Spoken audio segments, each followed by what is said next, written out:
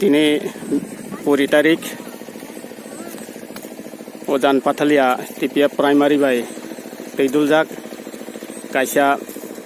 boskang sini NRC hearing ni bagai oro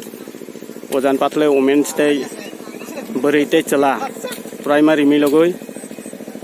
kaisa khorokchani mai borjang na chukti nawinai seng rang poisa aji lajawo orang poisa no NRC hearing ni bagai seng subanai oro joto phaisok bajak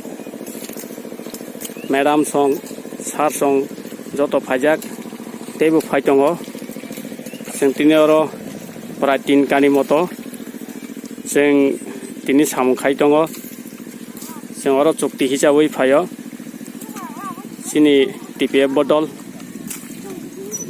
orang no seng boskang hearing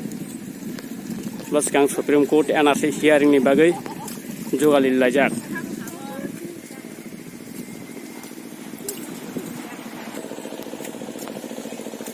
sangahina hai boskango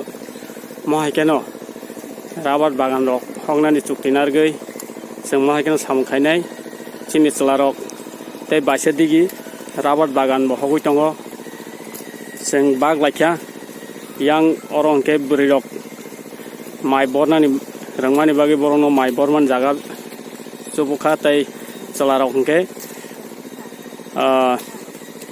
rabat bagan abo bahine seng chukti narjak